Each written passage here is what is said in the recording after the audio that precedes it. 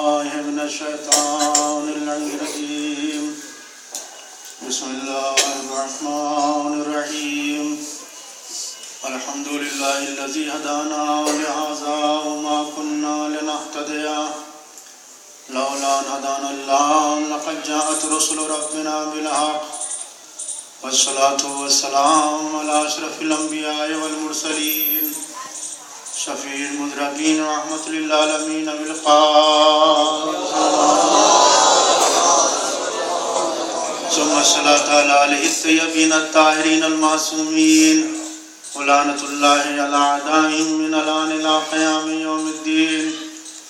أما بعد فقد قال الله تبارك وتعالى في قرآن المجيد وفرقانه الحميد وقوله الحق. بسم الله الرحمن الرحيم. ومن يبتغي غير الإسلام دينا فلن يقبل منه. صلوات الله.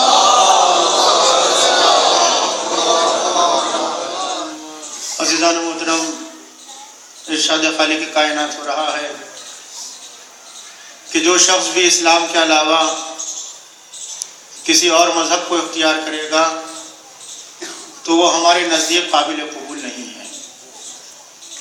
یعنی اعلانیہ طور پر خداوند عالم نے اس بات کا اظہار کر دیا کہ اگر کوئی دین مجھے پسند ہے تو وہ صرف دین اسلام ہے. تو اللہ چاہتا بھی یہ ہے کہ جس دین کو میں پسند کرتا ہوں اسی دین کو میرے بندے بھی پسند کریں. کیوں؟ اس لیے کہ جو میری پسند وہی میرے بندوں کی بھی پسند ہونی چاہیے. اب جب یہ بات طے ہو گئی کہ اسلام اللہ کا پسندیدہ دین ہے تب سوال یہ اٹھتا ہے کہ اسلام کہتے کسے ہیں، اسلام کا مطلب کیا ہے اور اسلام کا مفہوم کیا ہے. عزیزان محترم، اگر عام مسلمانوں سے پوچھا جائے کہ اسلام کسے کہتے ہیں تو ہر انسان اپنی فہم کے مطابق، اپنی عقل کے مطابق، اپنی معلومات کے مطابق اسلام کی تعریف کرتا ہے. تو اس میں طے ہونا مشکل ہو جاتا ہے کہ اسلام کا آخر مطلب کیا ہے، اس کا پیغام کیا ہے. لیکن عزیزو، اگر ہم حضرت محمد مصطفیٰ صلی اللہ علیہ وسلم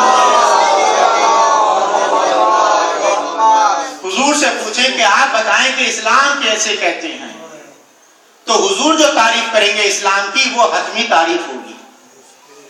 اب پوچھنے والے نے حضور سے سوال کیا کہ یا رسول اللہ اسلام کسے کہتے ہیں، اسلام کا مطلب کیا ہے.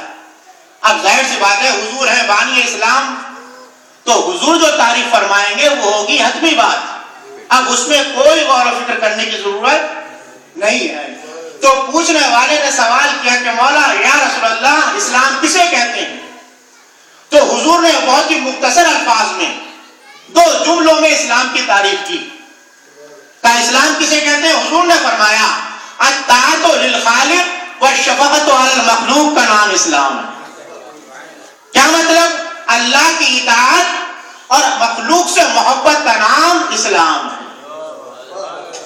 اب اس سے کم الفاظ میں اور اسلام کی تعریف نہیں ہو سکتی. بہت ہی جامع اور معنی 2 لفظوں میں حضور نے اس کی تعریف کر دی کہ اسلام اللہ کی اطاعت اور اس کی مخلوق سے محبت کا نام ہے.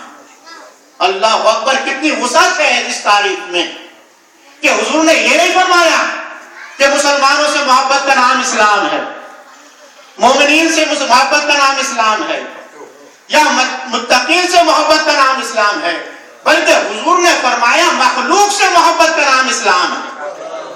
اب جو شے اللہ کی مخلوق ہے اس سے محبت کرتے جائیے، پکے مسلمان بنتے چلے جائیے. ایک صلوات بھیجو محمد وآل محمد.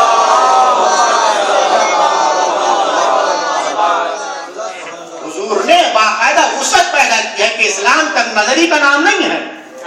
اسلام یہ نہیں کہتا بس ہم نہیں، اسلام میں وسعت نظری ہے کہ نہیں، مخلوق سے محبت کا نام، مخلوق کی شفقت کا نام اسلام ہے.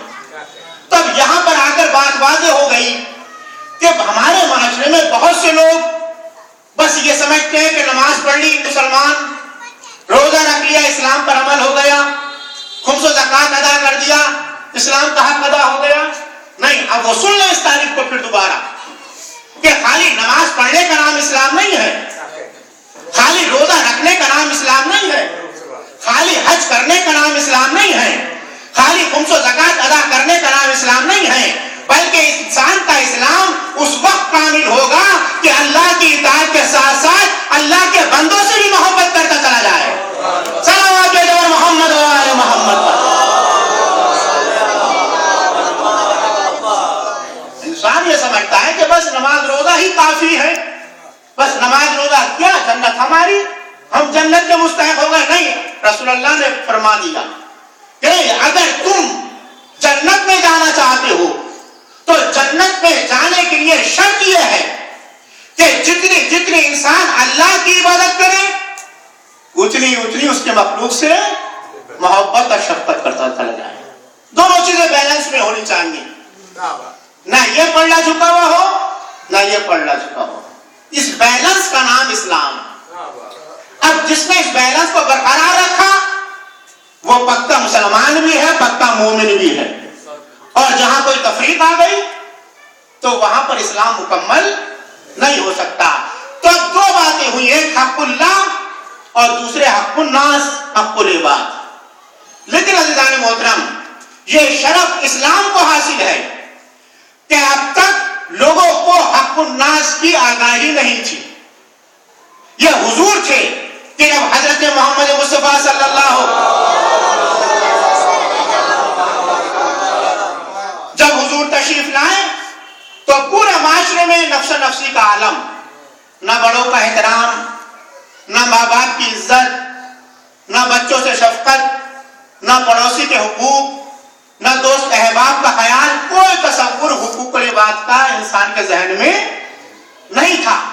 جب حضور تشریف لائے تب حضور نے انسان کو متوجہ کیا کہ اے انسان، تو جنگلی مخلوق نہیں ہے بلکہ تو سماجی مخلوق ہے۔ سماجی مخلوق کا مطلب کیا ہے؟ جب انسان معاشرے میں رہ رہا ہے، سوسائٹی میں رہ رہا ہے، تو معاشرے میں رہنے کا مطلب یہ ہے کہ انسان کے ماں باپ بھی ہیں، انسان کے بھائی بہنیں بھی ہیں، انسان کے دوست